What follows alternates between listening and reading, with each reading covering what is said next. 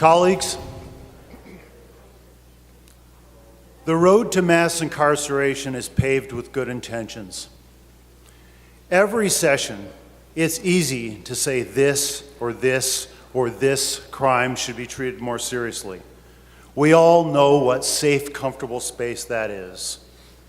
We've been caving to these impulses for decades, and the result is that Michigan now has a criminal justice system that lodges roughly 60,000 prisoners at any given time. And we have the longest length of stay in our prison system of any state in the nation. So I ask you, colleagues, to simply ask yourselves, what purpose does this bill accomplish? I think we can all agree that there are circumstances where an unborn child should be counted as a victim. When a pregnant woman's violently assaulted and her pregnancy is placed at risk, for example, scoring 2 victims to that crime is absolutely appropriate. But let us make ourselves clear. A judge can already make that determination.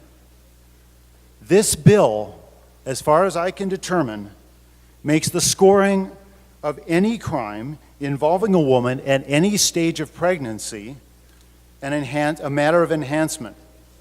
This bill will place one more brick in the wall of our prison industrial complex. Every augmentation to our sentencing guideline scoring has the inevitable result of increasing average length of stay in our jails and prisons even further than we already have. Of course, there may be times when the recognition of new crimes or augmented punishment of existing crimes is warranted, but we should take that step carefully, rarely, and for compelling reasons. Contrary to my colleagues' assertions, this bill will not make that scoring discretionary, which was the direct ruling of the court in the case. It will make the scoring in this case of any pregnancy mandatory. And unfortunately, that will result in absurd consequences. And absurd results which deprive our citizens of liberty are the category we should avoid as strenuously as possible.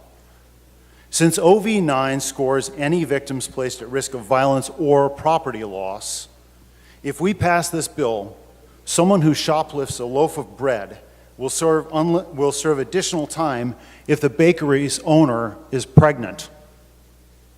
We need to think about the actual connections we have between the risks that we want to avoid in society and the safety that we want to produce for our citizens and the laws that we pass.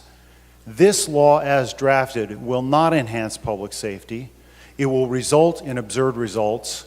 It will increase the number of people we have incarcerated in our state, and it will produce no good public policy outcome. I ask you all respectfully to consider your obligations to your fellow citizens and to their liberty. Thank you.